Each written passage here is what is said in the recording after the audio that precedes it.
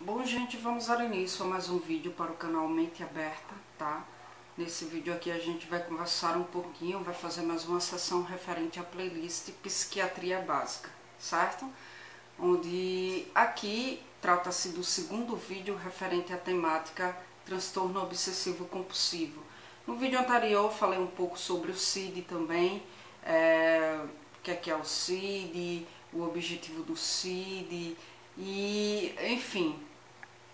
Então, falei também no vídeo anterior sobre a dificuldade, né, de se demarcar com precisão o limite entre a obsessão e a fobia.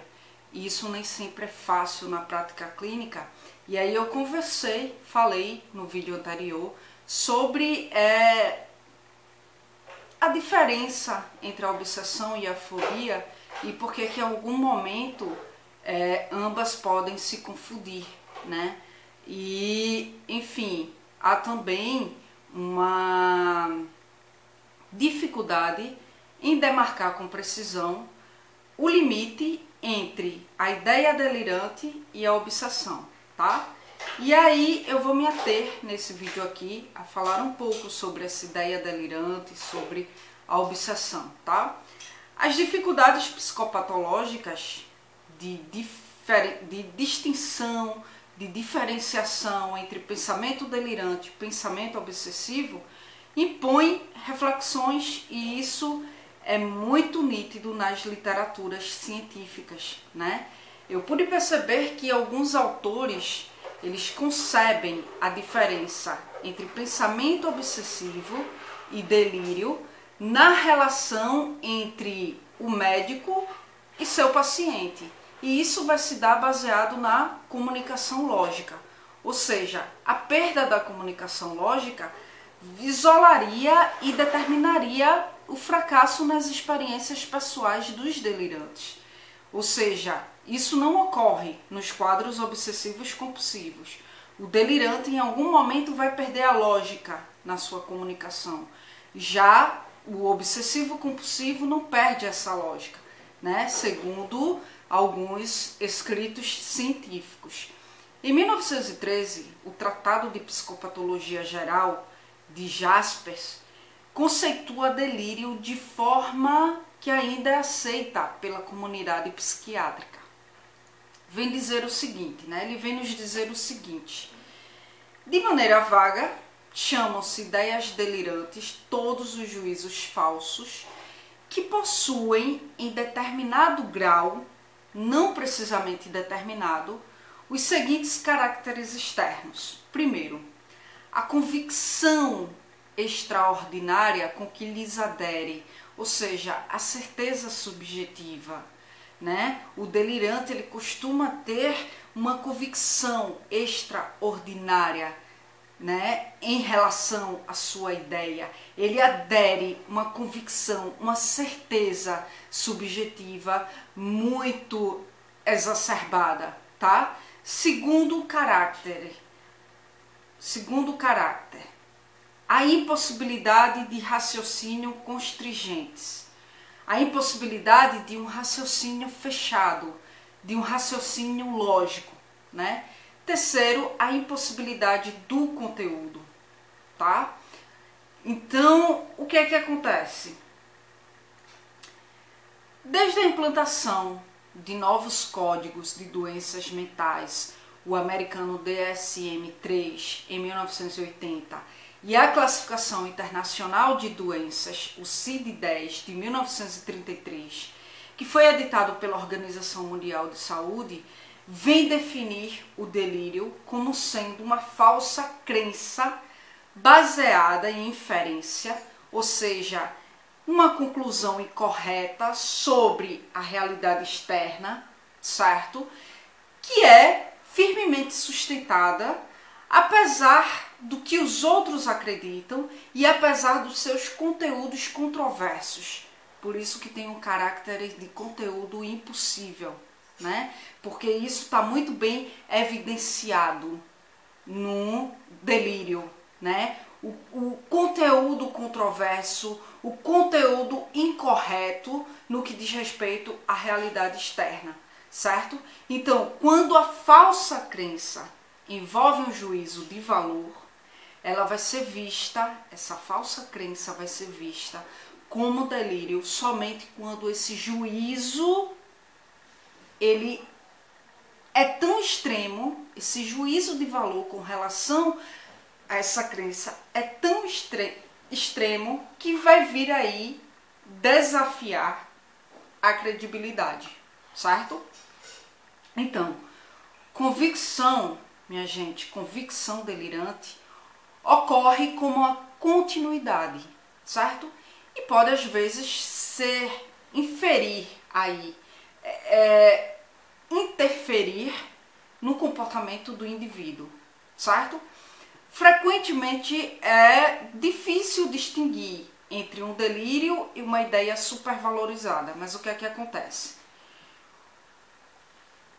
No delírio, o indivíduo, né, ele tem uma irracional crença ou ideia, certo? E essa irracional crença ou ideia é muito sustentada, é muito munida de uma convicção extrema.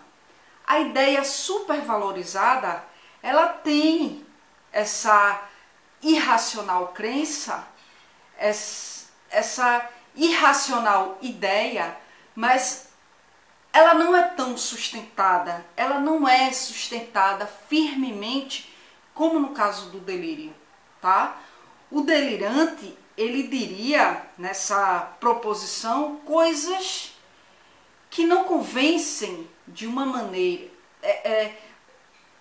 ele diria coisas que não convencem ao outro, certo?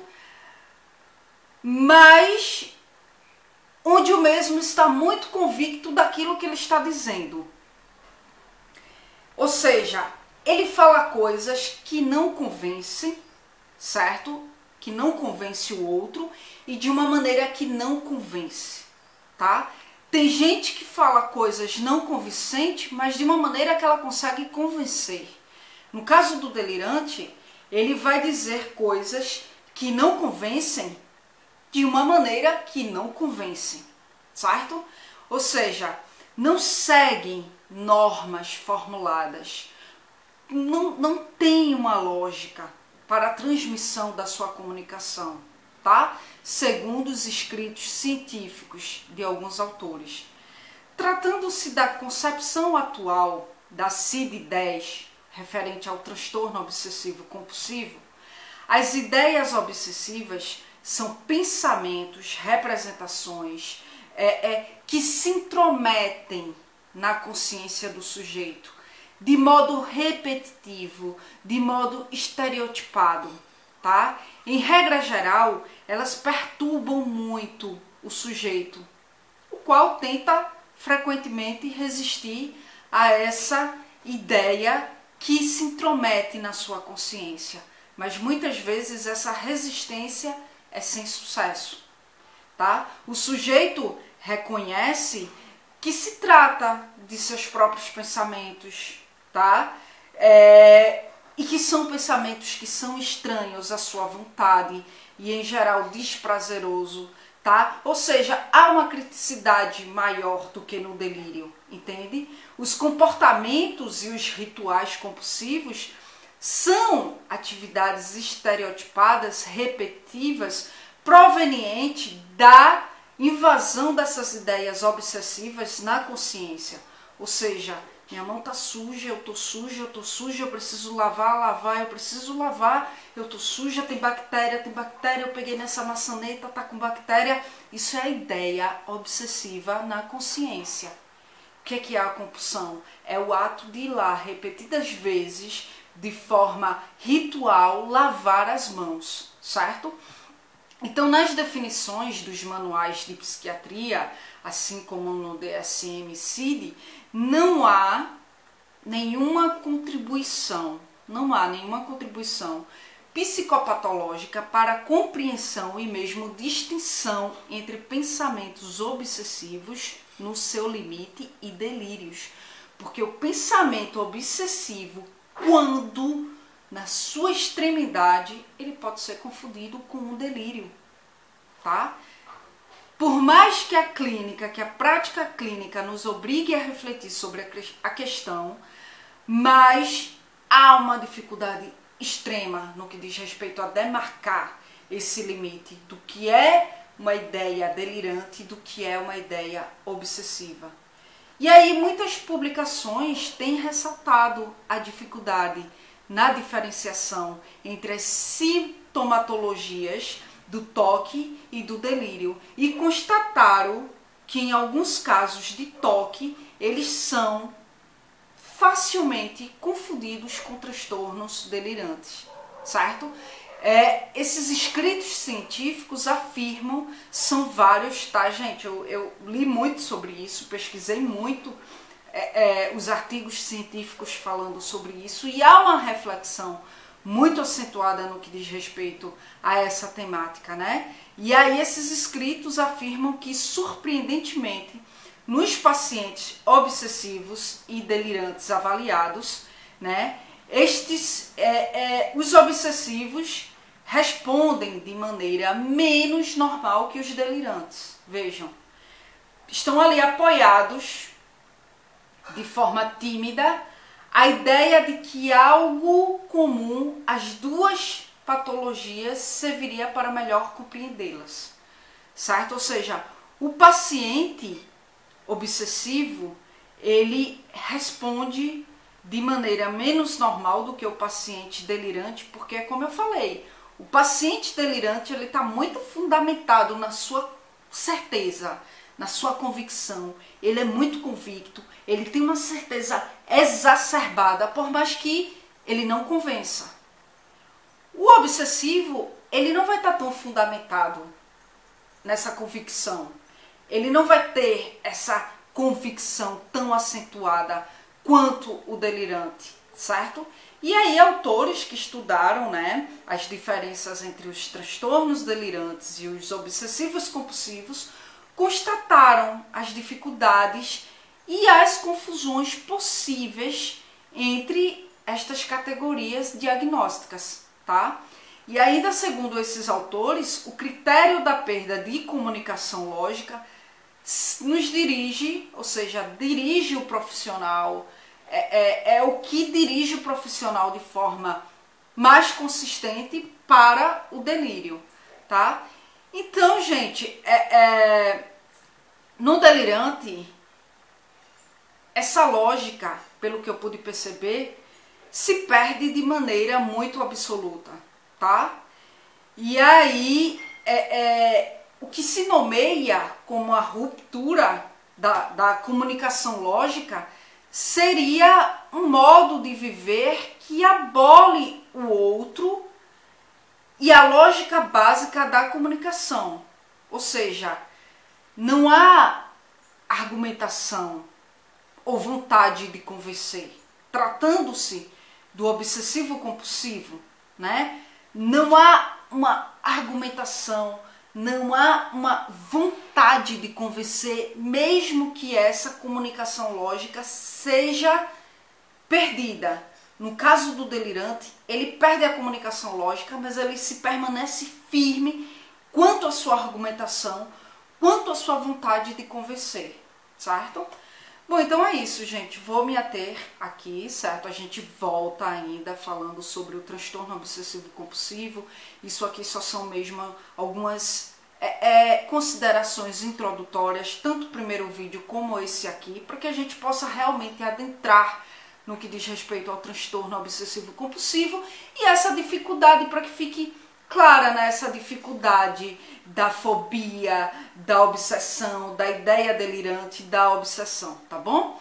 Bom, se ficou alguma dúvida, vocês podem entrar em contato comigo através do meu e-mail, o mesmo vai estar aqui na descrição do vídeo. Eu vou trazer a tua dúvida para explorar lá dentro da playlist Carla Responde. Se tu tem interesse em algum assunto e queira que eu explane esse assunto aqui no canal, tu manda um e-mail para mim solicitando o assunto e eu vou trazer o teu assunto para explorá-lo dentro da playlist a pedido, tá bom? Só peço que vocês tenham um pouco de paciência, porque eu vou atendendo aos e-mails aos poucos e por ordem de chegada. Não passo ninguém na frente de ninguém, então possa ser que demore um pouco até que eu venha acessar o teu e-mail, tá certo?